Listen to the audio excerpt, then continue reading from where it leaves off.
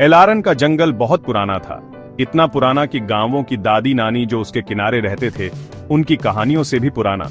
यह एक गहरी जादू वाली जगह थी जहां सूरज की रोशनी पत्तों की घनी छतरी से सुनहरे सिक्कों की तरह गिरती थी और हवा में ही रहस्य गूंजते थे। पेड़ टेढ़े मेढ़े और समझदार, उनकी जड़ें छिपी हुई धाराओं से पानी पीती थीं और उनकी शाखाएं बादलों को छूती थीं। कहा जाता था कि जंगल का एक दिल था, एक जीवित धड़कती हुई शुद्ध जादू की चीज जो जमीन को जीवित और हरा भरा रखती थी। लेकिन कई सालों से ओकहेवन विलेज का कोई भी व्यक्ति उसकी काई वाली दीवार के पार जाने की हिम्मत नहीं करता था। वे उसकी परछाइयों से, बिना चांदनी रातों में आने वाले अजीब संगीत से और उन लोगों की कहानियों से डरते थे जो अंदर गए लेकिन कभी वापस नहीं लौटे। जंगल अपने आप में एक दुनिया थी, एक जीवित कहानी की किताब जिसके पन्ने तब भी पलट रहे थे जब कोई उन्हें पढ़ने वाला नहीं था। ओकहेवन में लीरा नाम की एक लड़की रहती थी। उसकी आंखें गर्मी के आसमान जैसी नीली थीं और उसका दिल हिम्मत से भरा था जो उससे कहीं ज्यादा बड़ा था। लीरा का विलेज कभी एक खुशहाल जगह था जहां हंसी चिड़ियों के गाने जितनी आम थी और खेत सुनहरी अनाज से भरे रहते थे। लेकिन जमीन पर एक टेरिबल बीमारी आ गई थी। एक ग्रे ब्लाइट फसलों पर फैल गई, उन्हें धूल में बदल दिया और नदी जो कभी भरी हुई और लाइवली थी एक उदास मैली ट्रिकल में सिकुड़ गई थी। बड़े लोग दबी हुई चिंतित आवाजों में एक भूले हुए बैलेंस की बात करते थे, एक ऐसे वादे की जो जंगल से किया गया था और उनके पूर्वजों ने तोड़ दिया था। लीरा ने अपने लोगों को पतला होते और उनके चेहरों को निराशा से भरते देखा और उसके अंदर एक जबरदस्त हिम्मत पैदा हो गई। उसे यह पक्का पता था कि उसके विलेज के दुख का जवाब एलारन जंगल की रहस्यमयी गहराइयों में छिपा है। जहां दूसरे जंगल के उलझे हुए आगोश में सिर्फ खतरा देखते थे, वहीं लीरा को उम्मीद की एक किरण दिखती थी। उसे अपनी दादी की कहानियां याद थीं, राक्षसों की नहीं बल्कि अजूबों की। चमकते हुए फूलों की कहानियां जो चांद से बातें करते थे, शरारती स्प्राइट्स की कहानियां जो मकड़ी के जालों पर सुबह की ओस पेंट करते थे और महान विस्परिंग हार्ट की जो सभी जीवित चीजों का बैलेंस बनाए रखता था। लीरा जादू में विश्वास करती थी। उसे विश्वास था कि जंगल बुरा नहीं था, बल्कि शायद सिर्फ दुखी या गुस्सा था, जैसे कोई दोस्त जिससे गलत किया गया हो। तो एक शाम जब सूरज आसमान को नारंगी और बैंगनी रंगों में रंग रहा था, लीरा ने एक छोटा बैग पैक किया जिसमें बासी रोटी का एक टुकड़ा, पानी की एक फ्लास्क और एक छोटा चिकना नदी का पत्थर था जो उसकी माँ ने उसे लकी बताया था। उसने तय किया कि वह अनजान में जाएगी और जंगल से मदद मांगेगी। अपने सोए हुए विलेज पर आखिरी नजर डालते हुए, जिसकी छतें उगते चांदनी से चमक रही थीं, लीरा चुपचाप निकल गई। वह पेड़ों की उस काली दीवार की ओर चली जो अपने राज्य की रक्षा करते हुए खामोश दिग्गजों की तरह खड़ी थी। जैसे ही वह पास पहुंची, हवा ठंडी हो गई और विलेज की जानी पहचानी आवाजें फेडिंग हो गईं। उनकी जगह जंगल के संगीत ने ले ली। एक उल्लू की हूंट, झाड़ियों में अनदेखे जीवों की सरसराहट और पत्तों से हवा का धीमा साय। डर ने उसकी त्वचा को चुभोया, ठंडा और तेज, लेकिन उसू ने उसे दबा दिया। उसू ने भूखे बच्चों, अपने माता पिता के चिंतित चेहरों और मरती हुई जमीन के बारे में सोचा। ये उनके लिए था। एक गहरी सांस लेते हुए लीरा ने काई से ढके पत्थरों की एक रेखा पार की, अपनी जानी पहचानी दुनिया को पीछे छोड़ दिया और एलारन जंगल के जादुई फुसफुसाते दिल में प्रवेश किया। जैसे ही लीरा ने एलरान में कदम रखा, दुनिया बदल गई। हवा में गीली मिट्टी, मीठे फूलों और कुछ और की महक थी, कुछ बहुत पुराना और जंगली। बड़े बड़े फर्न उसके टखनों के चारों ओर मुड़े हुए थे और मशरूम एक नरम अलौकिक रोशनी के साथ चमक रहे थे जो नीले और हरे रंग के बदलते पैटर्न में उसके रास्ते को रोशन कर रहे थे। जैसे ही वह गुजरी, पेड़ एक दूसरे की ओर झुकते और फुसफुसाते हुए लग रहे थे। उनकी पत्तों वाली आवाजें हजार पन्नों के पलटने जैसी थीं। यह सुंदर और डरावना दोनों था। लीरा ने अपनी जेब में चिकने पत्थर को कसकर पकड़ा। उसकी जानी पहचानी ठंडक इस विशाल जादुई दुनिया में थोड़ा सुकून दे रही थी। वह सावधानी से चल रही थी। उसकी आंखें विस्मय और सावधानी के मिश्रण से चौड़ी थीं। वह वापस जाने का रास्ता याद रखने की कोशिश कर रही थी, भले ही हर कदम पर रास्ता उसके पीछे गायब होता जा रहा था। मंत्रमुग्ध कर देने वाली सांझ में घंटों चलने के बाद लीरा एक ऐसी जगह पर अटक गई जहां चांदनी चांदी के झरने की तरह बरस रही थी। उस जगह के बीच में एक ऐसा जीव बैठा था जिसके बारे में उसने केवल कहानियों में सुना था। वह एक लोमड़ी थी, लेकिन उसकी खाल ऐसी चमक रही थी जैसे वह खुद चांदनी से बनी हो और उसकी आंखों में एक चतुर, समझदार चमक थी। लीरा जम गई। उसका दिल जोर से धड़क रहा था। लोमड़ी बस बैठी रही, अपना सिर झुकाकर उसे देखती रही। फिर उसके पूरे विस्मय के लिए वह बोली। उसकी आवाज भौंकना या चिल्लाना नहीं थी, बल्कि एक नरम स्पष्ट फुसफुसाहट थी जो पत्तियों की सरसराहट और बहते पानी जैसी लग रही थी। तुम अपने घर से बहुत दूर हो नन्ही, उसू ने कहा। इंसानों का दिल आमतौर पर डर से इतना भरा होता है कि वे इन रास्तों पर नहीं चलते। लीरा हालांकि हैरान थी, उसे अपनी आवाज मिल गई। उसे अपनी दादी की शिक्षा याद थी, हमेशा जंगल की आत्माओं का सम्मान करें। मैं ओकहेवन से लीरा हूँ, उसू ने जवाब दिया। उसकी आवाज केवल थोड़ी सी कांप रही थी। मेरा विलेज मर रहा है, जमीन बीमार है और हमारे लोग भूखे हैं। मैं जंगल का फुसफुसाता दिल खोजने और उसकी मदद मांगने आई हूँ। चांदनी में चमकती लोमड़ी धैर्य से सुनती रही, उसकी चांदी की पूंछ हिलती रही। ऐसा लग रहा था कि वह उसके आर पार देख रही है, उसकी मंशा के मूल में। कई लोगों ने स्वार्थी कारणों से दिल को चाहा है, लोमड़ी ने फुसफुसाया। उसकी चमकदार आंखें कभी उसकी आंखों से नहीं हटी।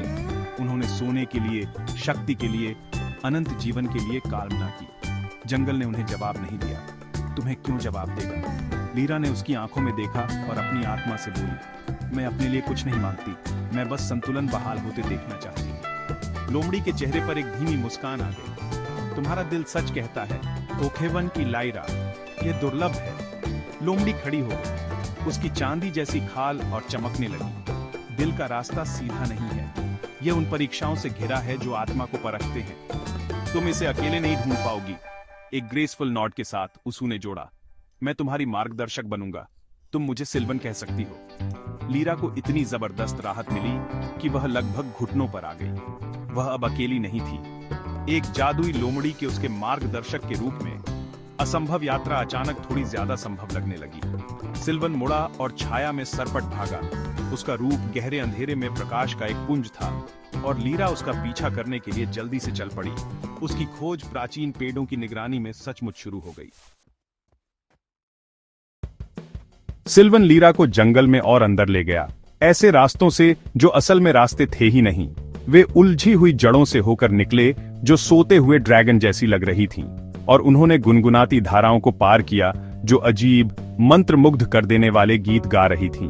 उन्हें जिस पहली चुनौती का सामना करना पड़ा वह ग्रोव ऑफ विस्परिंग शैडोज थी।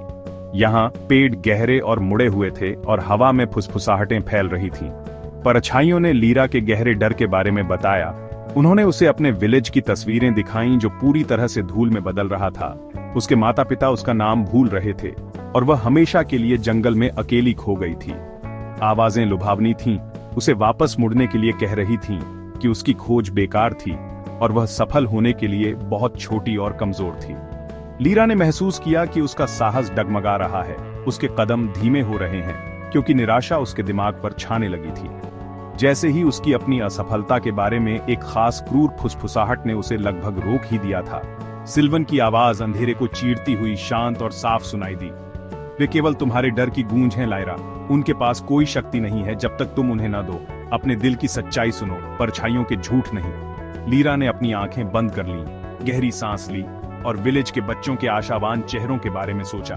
उसू ने अपनी नदी के पत्थर को कसकर पकड़ लिया, उसकी मजबूती उसके उद्देश्य की याद दिला रही थी। मैं कमजोर नहीं हूं, उसू ने परछाइयों से फुसफुसाया, उसकी आवाज में ताकत आ रही थी।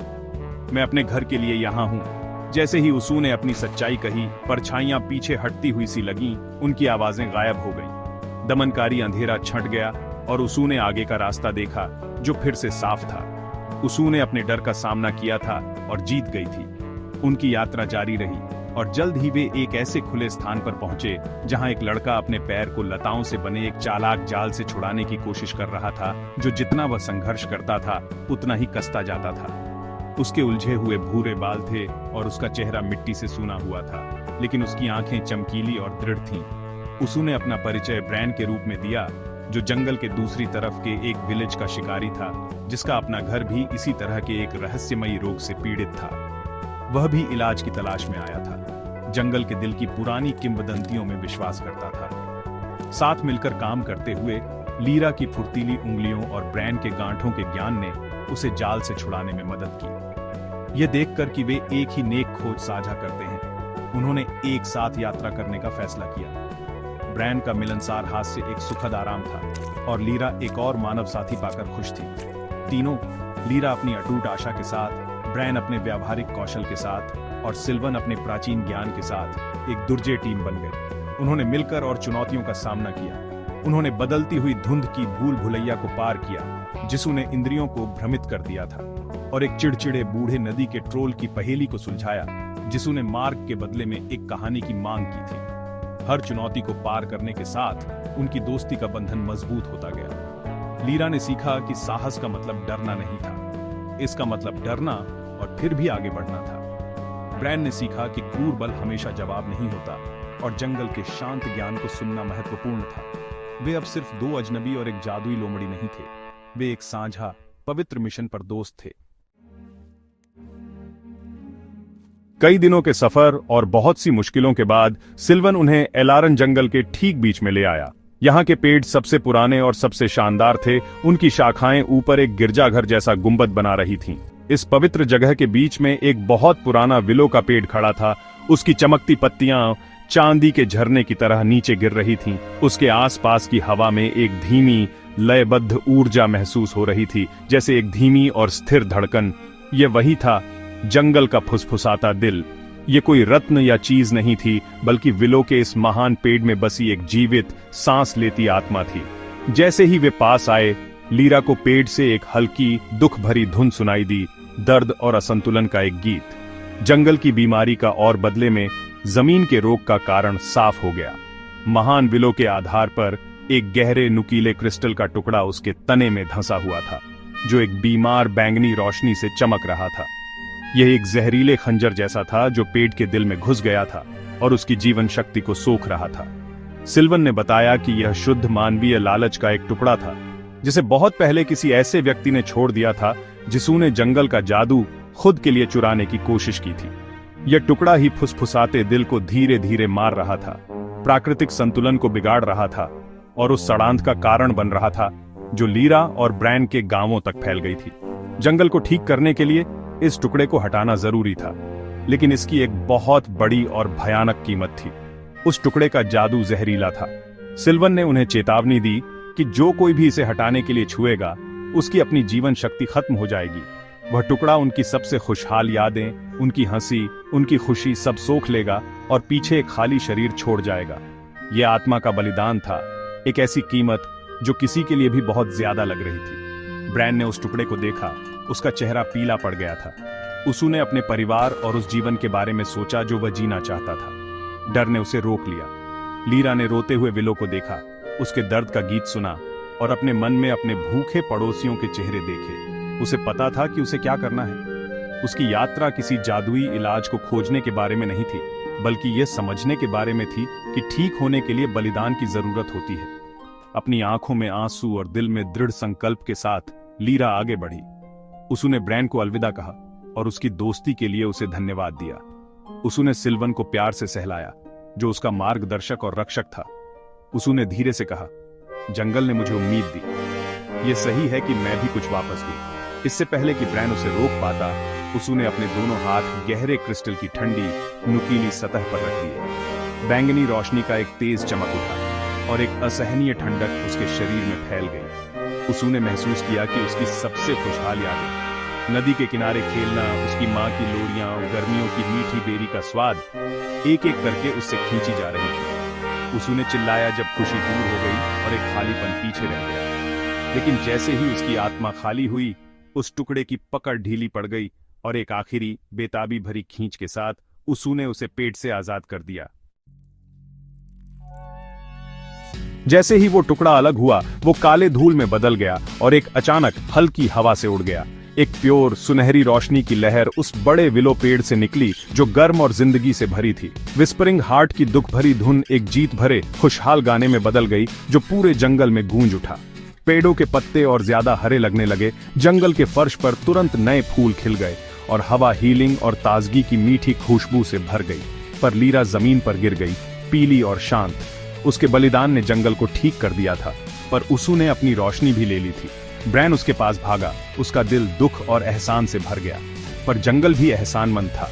विस्परिंग हार्ट, जो अब आजाद और पूरा था, ने उसके निस्वार्थ काम को पहचाना।